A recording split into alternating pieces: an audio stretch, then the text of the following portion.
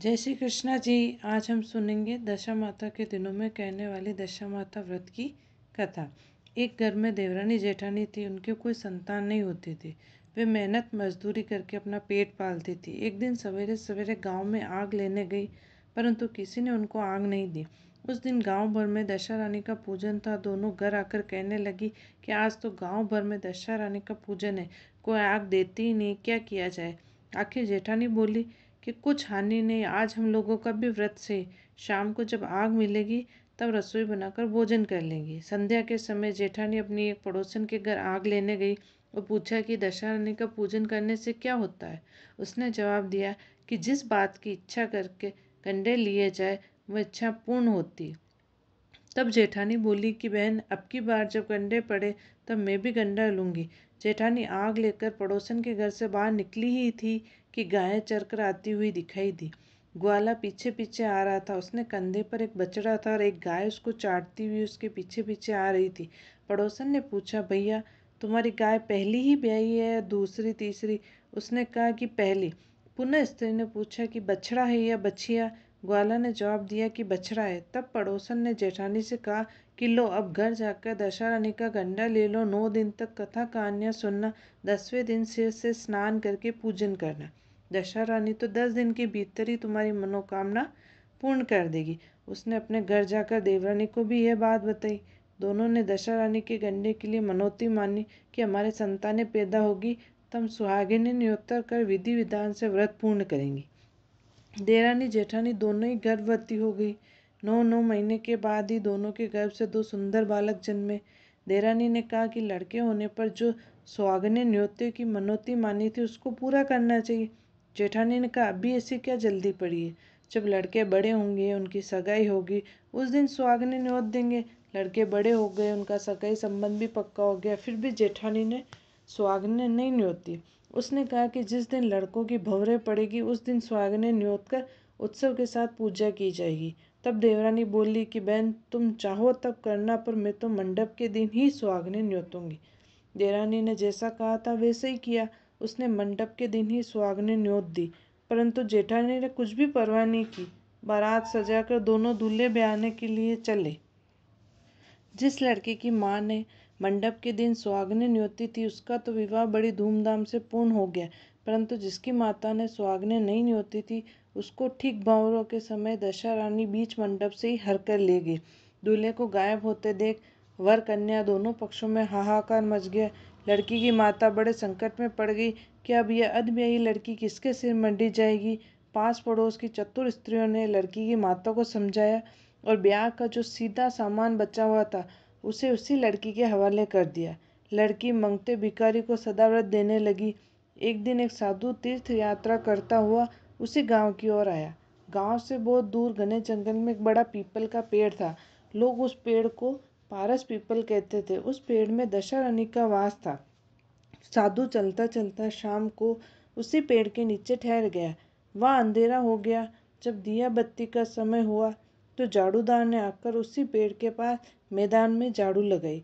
फिर बिश्ती ने आकर जमीन छिड़की और माली ने आकर के फूल बिखेर दिए।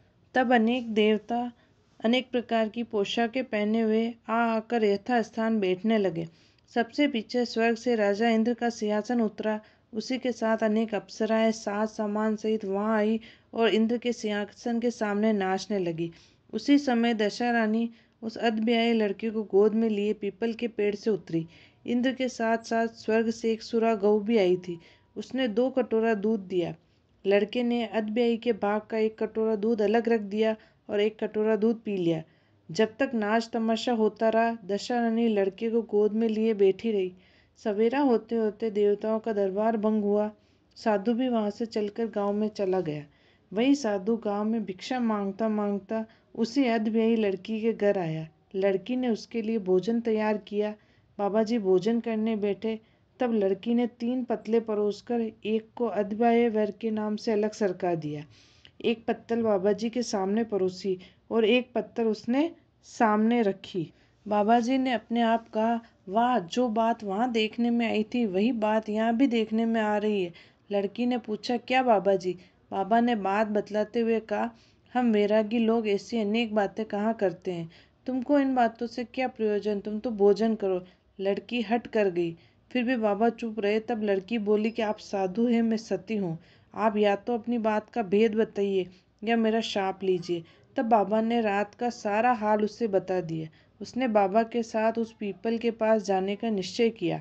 बाबा आगे आगे चले, लड़की उसके पीछे हो ली। बाबा लड़की को पारस पीपल के पास छोड़कर चले गए। जब संध्या हुई तब नित्य की तरह झाड़ूदार ने झाड़ू लगाई, भिश्ती ने जमीन छिड़की, माली ने फूल बिखराए। राजा इंद्र आए और परियों का नाच गान होने लगा। उसी समय दशा रानी पीपल पर से उतरकर दरबार में बैठी।